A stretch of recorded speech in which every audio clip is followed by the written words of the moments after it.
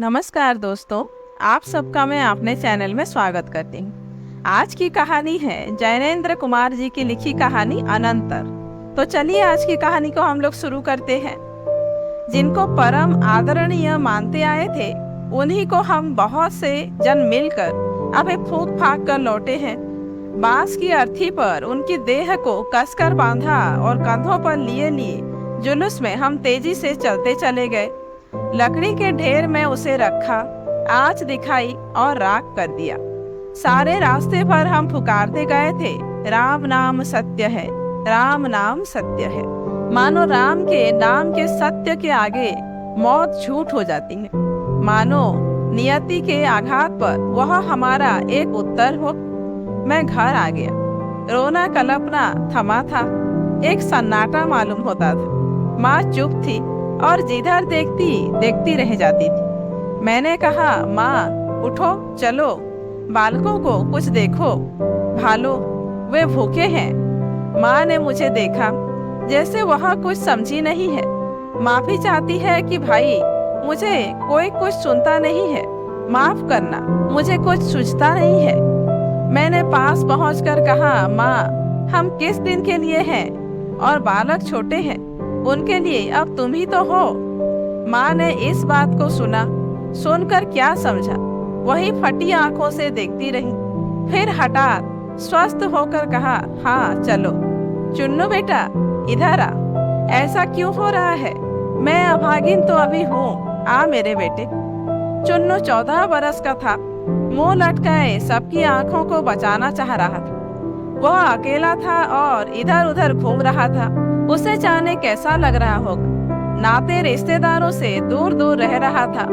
माँ जब कपार पर 2 हत्थड़ मार कर रो रही थी तब इस चुन्नू ने उन्हें अपने गले लगाकर समझाया था। अब माँ स्वस्थ हुई तो जैसे मुश्किल से उसके आंसू रोके रुक रहे थे। आ बेटे यहाँ आ।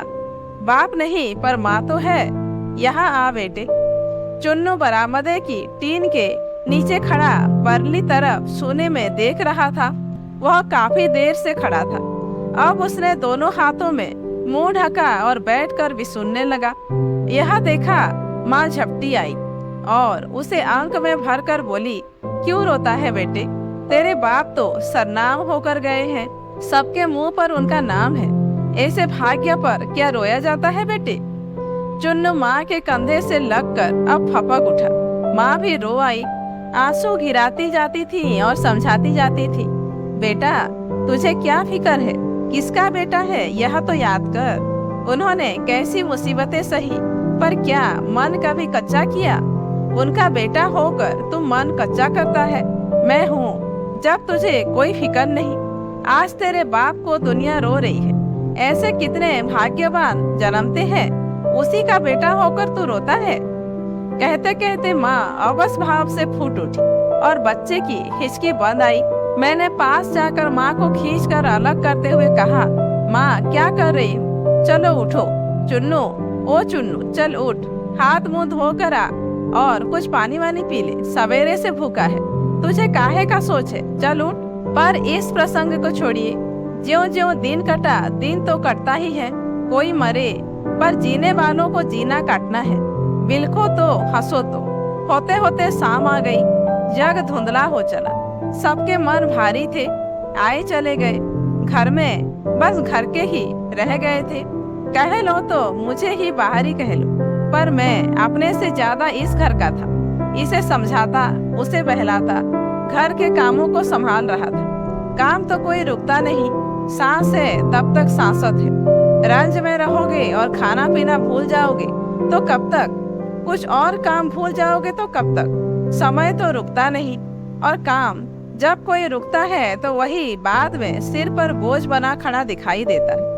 और कोई विशेष घटना घटती है तब तो काम बढ़ ही जाता है। चाहे कभी फुर्सत हो तब फुर्सत नहीं मिल सकती। और रंज भी एक काम है जिसके लिए फुर्सत चाहिए।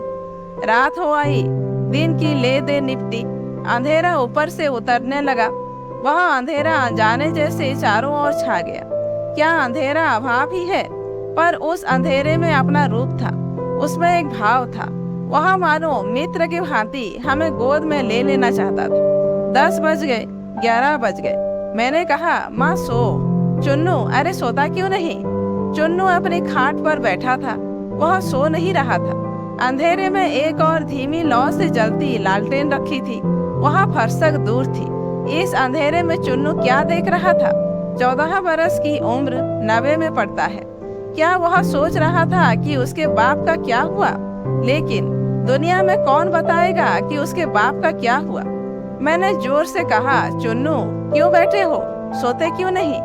चुन्नू ने मेरी तरफ देखा जैसे सहमा हो और चुपचाप खाट पर लेट रहा। मैंने कहा, और माँ तुम क्यों बैठी हो, सो जाओ। माँ ने कहा, सो जाऊंगी बेटा। मैंने खाट पर जाकर अपने हाथों से लेकर उन्हें लिटा दिया। गिनती की हड्डी थी, बोझ नहीं के बराबर था, फिर भी साहस बांधे जिए जाती थी। चुन्नू के बाप की बीमारी में इन्होंने कुछ नहीं बचाया, धन बहाया और तन भी बहा दिया। इसमें ऐसी हो गई, बीमारी ने भी 1 बरस खींच लिया। मैंने कहा, माँ अब सो। माँ ने कहा, सोने जाती हूँ, पर पराए दुख में तुम क्यों दुख पाते हो भैया? जाओ अब तुम आराम करो। मेरा मन भीग गया। मैंने जान लिया कि मैं पराया नहीं हूँ, तभी मेरे दुख का यहाँ इतना ख्याल है। मैंने कहा, माँ यह तुम्हारे ऊपर है कि बच्चों को पता ना चले कि उनके बाप नहीं रहे, इसलिए तुम सो जाओ ताकि तंदुरुस्ती बच्चों के खातिर तुम्हारी बनी रहे। तुम खुश ना दिखोगी तो बच्चे कैसे खुश दिखेंगे? माँ मानो अब समझती थी, बोली, हाँ बेटा अब तुम जाकर आराम करो। माँ को चुप लेटा छोड़कर मैं खाट पर आ रहा। अंधेरा गहरा होता जाता था, सर्दी अधिक थी, सामने तारे दिख रहे थे। बाहर चुंगी की बत्ती ठिठुरती हुई जल रही थी, उसकी रोशनी आसपास में सिमटी थी और कांप रही थी। अब नगर सुनसान होता जा रहा था। मैंने कोशिश की कि मैं सो जाऊं और कुछ न सोचूं। मैंने कुछ नहीं सोचा, लेकिन नींद मुझे नहीं आई। कुछ चारों तरफ भय मालूम होता था, वह जमकर भारी होता जा रहा था। एक तरफ लालटेन जल रही थी, मैंने उसे और दूर कर दी, मध्यम भी कर दी, ऐसी दूर और मध्यम कि चारों ओर और कुछ न रहा। पीला अंधेरा रह गया जो पेट में काला था। लालटेन रखकर मैं दबे पांव खाट पर आ रहा, आकर बैठ गया, फिर बैठकर लेट गया। माँ क्या सो सकी है? और चुन्नू क्या कर रहा है? क्या वह सो नहीं गया? मैंने धीमी सांस से कहा, अम्मा। आवाज का कोई उत्तर नहीं मिला। सोचा आग लग गई होगी, चलो अच्छा है। थोड़ी देर में चुपचाप लेट रहा। अनंतर उठकर दबे पांव जाकर देखा, चुन्नू की आंखें लग गई है।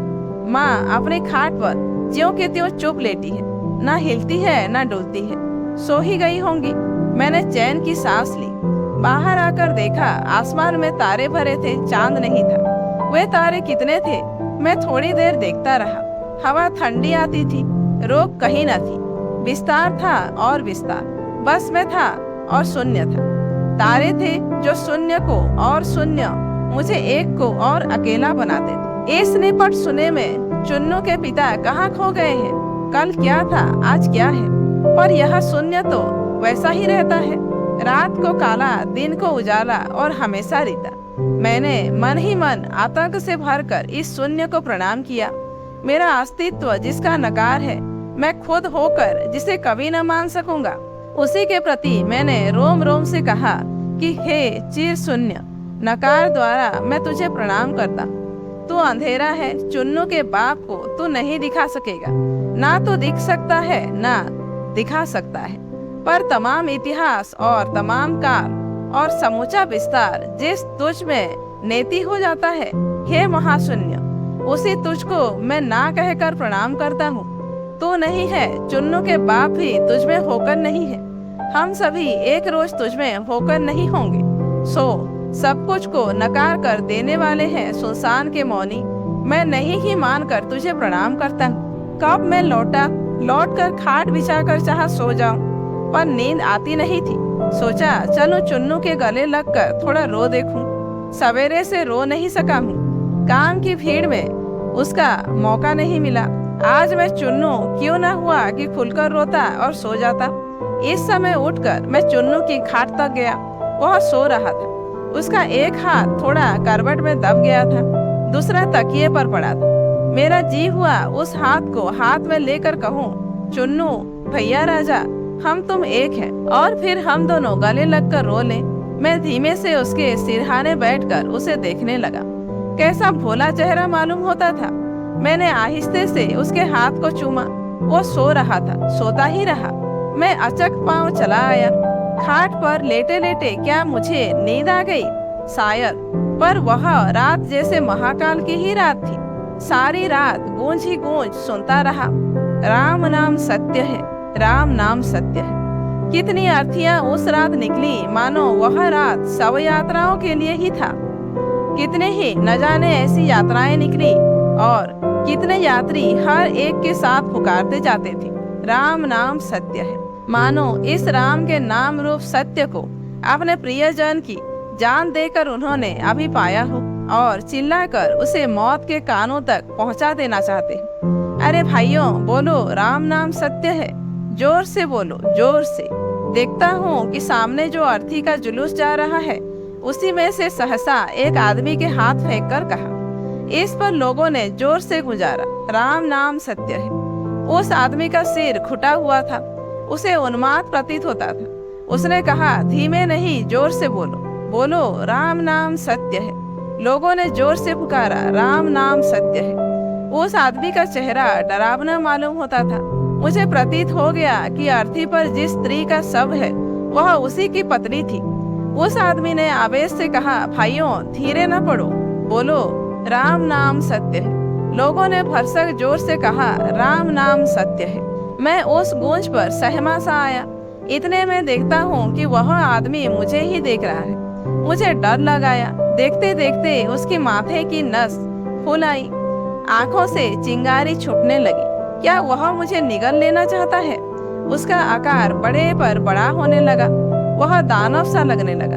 भय के मारे मैं इतने में उसने मेरी ओर देखा और चीख कर कहा, पकड़ लो इसे, यह आदमी हंसता है। वह मुझे पकड़ने को बढ़ा, और कई भी उसके साथ बढ़े। वे दैत्य बन गए। मैंने भागना चाहा, पर भागा नहीं। पैर पत्थर थे और मैं हिल भी नहीं सकता था। यही है, हंसता है, इसे बांध लो। वे इतने पास आ गए जैसे सिर पर मेरी सांस धौंकनी सी चल रही थी। हाय, मैं आंख खुली तो देखा मैं पसीने पसीने हो रहा हूँ। कहीं कुछ नहीं है, सब सुनसान है। मैंने पसीना पोंछा और अपने मन की कमजोरी पर हंसा। कुछ दिखता नहीं था, पर धीमे धीमे आंखों ने चिन्हा की अंधेरे में मिली सी माँ खाट पर सीधी बैठी है। मैंने कहा, माँ ना चौंकी, ना बोली, तुम जाग रही हो? माँ धीरे से बोली, नहीं। क्या बजा होगा? 2 बजे होंगे। मैंने कहा, और तुम बैठी हो? बोली, अभी उठी थी। मुझसे रहा ना गया। खाट पर पहुंचकर उनके हाथ को हाथ में लेकर मैंने कहा, माँ, ओ माँ। माँ ने कुछ कहने ना दिया। बोली, तू क्यों जाग रहा है भाई? जाकर सो न जा, मुझे भी सोने दे, कहकर आप ही चुपचाप खाट पर लेट गई। मैंने कहा, मैं जानता हूँ तुम जागती रही हो। ऐसे कैसे होगा माँ? अब मैं बेटा किसके लिए जागूंगी? कहकर माँ ने दूसरी ओर करवट ले ली। फिर आगे वह नहीं बोली। मैं सुन्न कुछ देर खाट की पटिया पर बैठा ही रहा। दिखने को अंधेरा सुनसान था और सुनने को भी वही। माँ की सांस मानो उसी अतल गर्भ में से आती लगती थी। धीरे धीरे प्रतीत हुआ वह सम पर आ रही है। तब मैं अपनी जगह आ गया। आकर लेट रहा, पर नींद न आई थी, ना आई। बार बार जग पड़ता था। दूर कहीं 3 बजे का घंटा सुनकर मेरी आंखें फिर खुल गई। जग कर देखता हूँ कि माँ वही खाट पर अंधेरे में मिली प्रश्न चिन्ह की भांति उठी बैठी है।